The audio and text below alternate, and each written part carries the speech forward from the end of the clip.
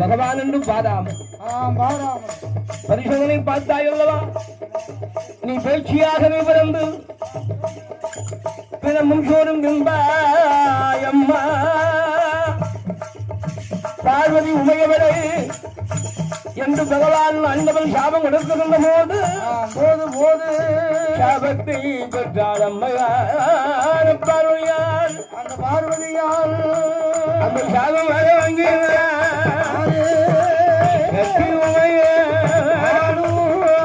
அண்டவனை அழைத்து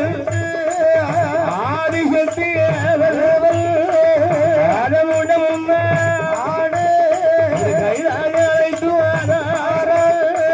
அதமுறை அமர வைத்து அண்ணன் வாதலியானந்த பகவானுக்கு வாழ்வளம் கொடுப்பார் பகவான் அழைப்பாரே வந்தவரே அதனால் சிவபெருமா படியளந்த படியளந்த ஒரு பாடல் வரந்தாரும் ஐயா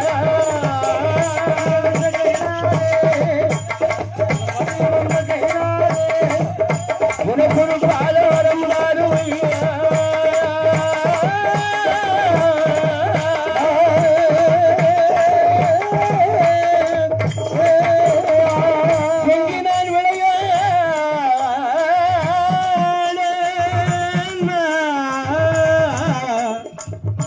குழந்தை வரம் தாருங்கள் ஆண்டவா மடியில் வைத்து விளையாடுவதற்கு ஒரு மகளை வரம் வேண்டும் என்று அம்மை பார்வதியால் கேட்ட போதும் பகவான் என்ன உரைக்கிறார் அடி அம்மா பெண்ணை உனக்குத்தான் ஆன மாதிரி ஒரு பிள்ளை அழகா ஒரு பிள்ளை தந்திருக்கனை போதாதா அந்த பிள்ளை எல்லாம் காணாத மறுபடியும் பிள்ளை போதாதா ஆண்டவா சிவபெருமானே அந்த பிள்ளை ஒரு பிள்ளையாடு என் பக்கத்துல இல்ல ஆண்டவரே என்ன அந்த மூத்த மகனும் அறிவுள்ள பெருமான் தன்னை போல் பெண்ணை கேட்டு என்ன மாதிரி அழகுள்ள பெண்ணை கேட்டு அறிவுள்ள பெண்ணை கேட்டு என்ன மாதிரி அன்பு என்ன மாதிரி பாசம் என்ன மாதிரி குணத்தோடு என்னைக்கு அவனுக்கு பெண்டாட்டி கிடைக்க போறா அவருக்கே கிடைக்கல வர நம்மளுக்கு என்று கிடைக்க போகுது அவங்க பிள்ளை பக்கத்துல இல்லையா அந்த பிள்ளைலாம் இல்ல சரி இப்ப மூத்தவன் அப்படி இளையவன் தேவயான பெண்ணை மனமுடித்து குறவர் குலத்தில் வள்ளி பெண்ணை மனமுடித்து குண்டிருக்கும் இடமெல்லாம் குமரனாக இருக்கிறான் கடற்கரை இருக்கும் இடமெல்லாம் கந்தனாக அமர்ந்திருக்கிறான் மலை இருக்கும் இடமெல்லாம் ஆள் மருகனாக அமர்ந்திருக்கிறான் இருக்கா அதனால முருகா என்றால் வருவதில்லை விநாயகர் என்றால் வருவதில்லை ஏ கணேசா ஏ முருகா அம்மா அவருக்கு கூப்பிட்டு குரலுக்கு பிள்ளை வருதா வரல அதனால் ஆண்டவனே ஆபத்துக்கு உதகாத பிள்ளையும் அரும் பசிக்கு உதகாத அன்னமும் பாதத்தை தீராத தண்ணீரும் தரித்திரம் அறிந்து ஆளாத பெண்டீரும் வரவுக்கு தகுந்த மாதிரி செலவு பெண்டாட்டி தன் கடன் மனைவியானவள் மன்னவர் எவ்வளவு கொண்டு வரவோ அது தகுந்த மாதிரி 300 செலவு சுருக்கிக்கிட்டு 300 ரூபா கொண்டு வந்தா ஒரு 200 ரூபாய்க்குள்ள செலவு பண்ணிட்டு 100 ரூபா மிச்சம் பிடிக்கணும் ஒரு 50 ரூபா வைக்கணும்ல வரவுக்கு ஏற்றவாறு மனைவி அமைய வேண்டும் கண்டிப்பா உப்பில்லா பண்டம் குப்பைகளை சரி கோபத்தை அடக்கி ஆளாத வேந்தனும் கோபம் என்பது ஒரு மனிதனுடைய மகிழ்கள் என்ன தெரியுமா சிகரத்துக்கு போகிற கிளை வந்துடுவான் அந்த கோபம் அவனை கெடுத்து விடும் ஆனால் அந்த அருமை மன்னாதி வந்தவனாக இருக்கின்ற ஆண்டவனுடைய அருளால் மூத்த மகன் அழகாகவே பக்கத்தில் இல்லை இளைய மகனும் பக்கத்தில் இல்லை அதனால ஆண்டவன் எனக்கு ஆபத்துக்கு தீர்க்கும்படி ஒரு பிள்ளை வேண்டும் ஆபத்துக்கு உகந்தவாறு ஒரு அருமை பிள்ளை வேண்டும் வேண்டும் மடியில் வைத்து விளையாடுவதற்கு ஒரு மதலை வர வேண்டும் சுவாமி வேண்டும் ஐயா தொட்டு ரோலாட்ட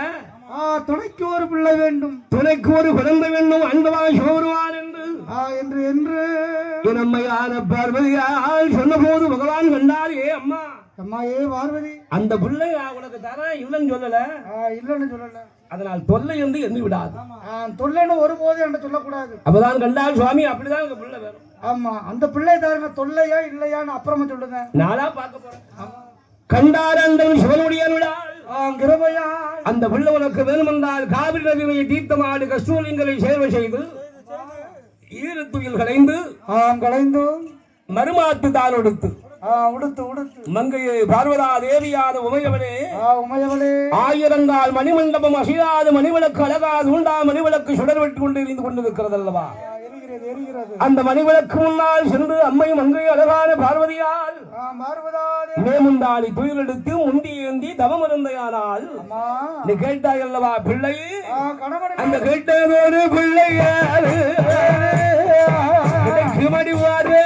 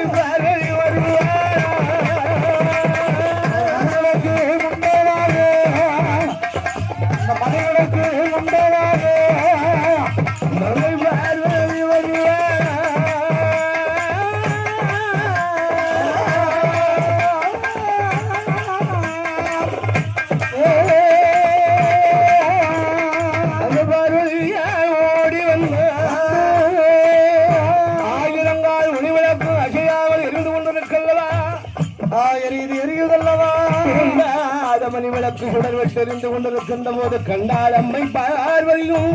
அந்த பார்வதா தேவியானவள் மணிவிளக்கு முன்னால் ஓடி வருகிறாளே மங்கையான பார்வதியால் ஓடி வந்து அந்த மணிவிளக்கு முன்னால் அழகாக மண்டி போட்டு அமர்கிறார் மண்டி போட்டு அமர்ந்து கொண்டு எண்ணிக் கொண்டு அம்மையானவள் அழகாகவையும் நம்மை ஆதிபராசக்தி ஆதி சக்தியான உமையவள் அந்த பகவானை நினைத்து இளங்கால் மண்டலம்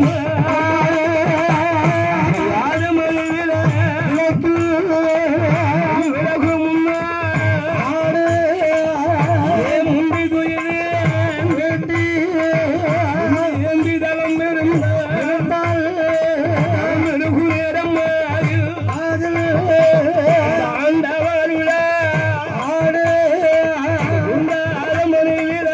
விளக்கை உண்டு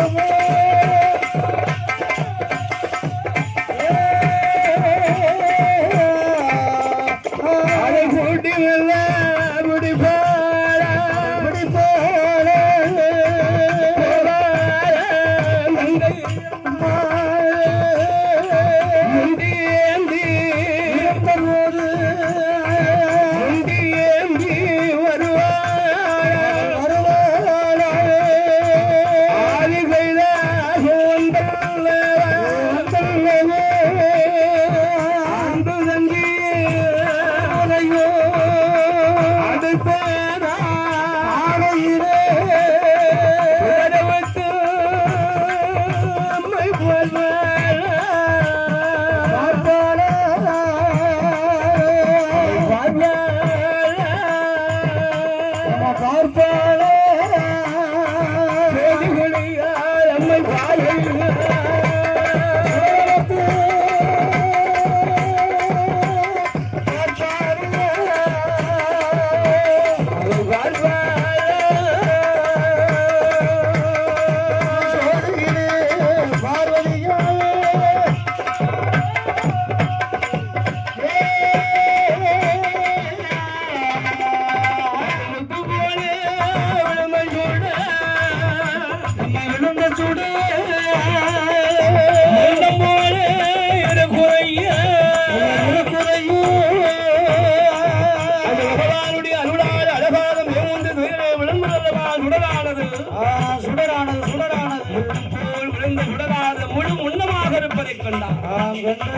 காலுமில்லை கையுமில்லை கண்மூக்கு செவி வாய் புயல் ஒன்றுமில்லை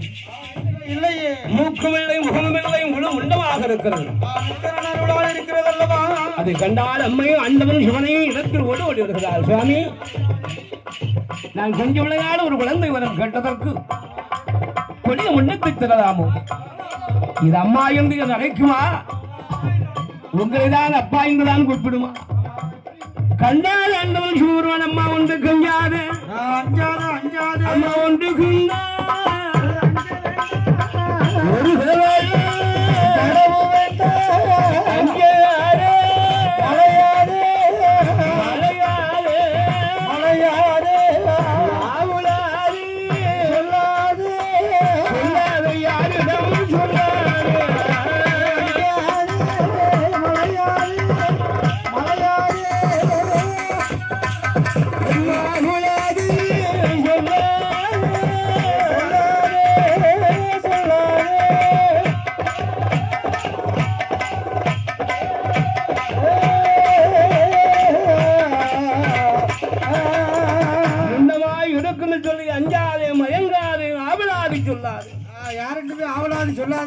உனக்கு இன்னும் சற்று நேரத்துக்குள்ளாக அதை நான் உருவடித்து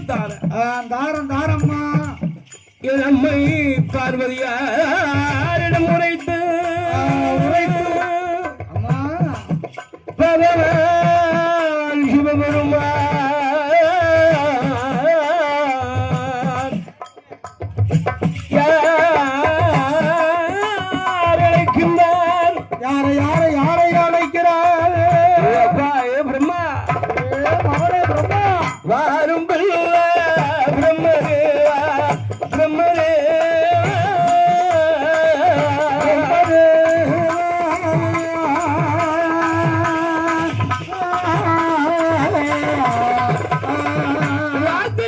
வந்து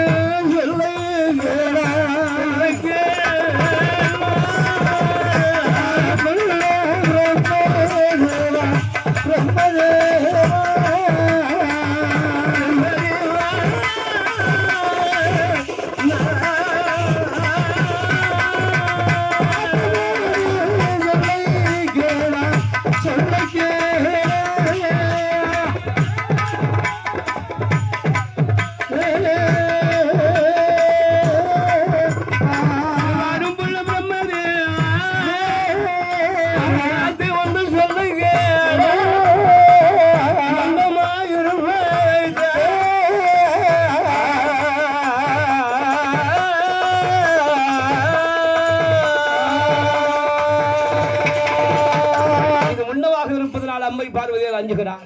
பயப்படுறா அதனால் உன்கையினால் பெண்ணாக இரண்டு ஆணாக உருவடித்து தருவாய் அருமை மகனை அப்பா பிரம்மா பிரம்மதேவா பிரம்மதேவன் சொன்ன போது அழகுடைய பிரம்மதேவனும் ஒரு குழந்தை பெண்ணாகவும் இரண்டாகவும் உருவாக பிடித்தான் செவி கொடுத்து படைத்தான் வயல் படைத்தான் ஒரு பிரம்மதேவன் போய்த்தான் முகம் வைத்தான் துருவருள்ள கொடுத்தான் பிரம்மனும் கொடுத்தால் விட்ட சிவன் சக்தி அந்த ஒரு இடமாக பிறந்த குழந்தையால்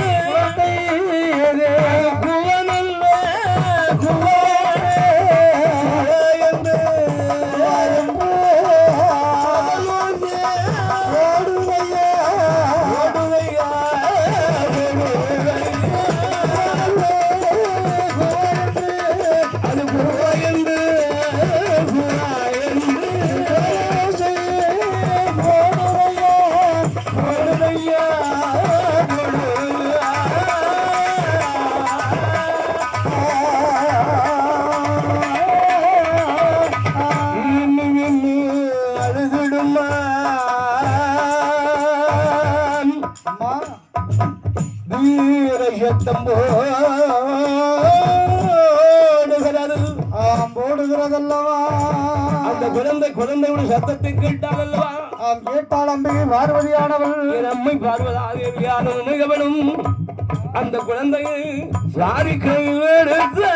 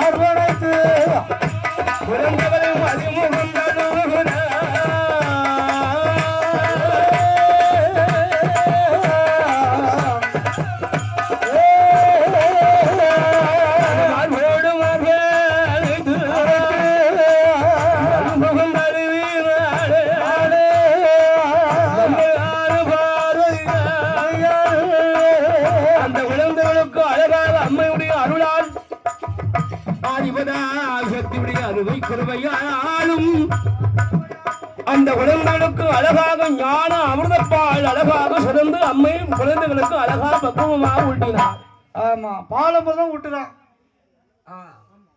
ஞான அமிர்தப்பால் அம்மா புரிஞ்சாத சம்பந்தர் குழந்தையாக இருக்கின்ற போது அழுத ஒரு காரணத்தினால் அம்மா ஞானம் பறக்குகின்ற அந்த ஞானமாக இருக்கின்ற அழகான பானம் அமிர்தப்பால் அதை ஊட்டினால் அல்லவா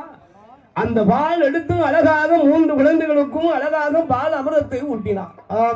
கொடுத்தால் அம்பிகை பார்வதி அப்படி பால் அமிர்தத்தை கொடுத்த நேரம் என்னாகுது பகவான் திருவருளால் பிள்ளைகளுக்கு ஒரு பேர் கொடுங்கோ. அம்மா பேர் கொடுத்தாதானே பேர் சொல்லி அழைக்க முடியும், அப்பதான் கூப்பிட முடியும். அம்மா இல்லைன்னா ஆம்பளை பிள்ளை வேணா மொத்தமா வந்து நிற்கும், எல்லா பிள்ளையும் வருமே. பெண் பிள்ளைகளே வாங்கினா அத்தனை பெண் பிள்ளையும் வந்து நிற்கும். அதனால் ஆண்டவனோட அருளால் ஏதாட்டு பேராம கொடுங்கள், பேர் கொடுக்க வேண்டும் என்று சொன்ன போது ஆண்டவன் அழகாக பேர் கொடுக்கிறார். என்ன விதமாக பேர் கொடுக்கிறார்? எப்படி பேர் கொடுக்கிறார் தெரியுமா? எப்படின்னா கைலாய மாமலைகளை அழகாகவே தூண்டாத மணிவிளக்கு முன்பதாக வந்து உடல் ஒளிவிலை பிறந்த பிள்ளை அல்லவா, அதுவும் பெண்ணாக இருக்கிறார். முதல் முதலாக பெண்ணாக பிறந்ததினால் அதுவும் சக்தியினுடைய ரூபம் அல்லவா, அவர் பெண்ணாக பிறந்ததா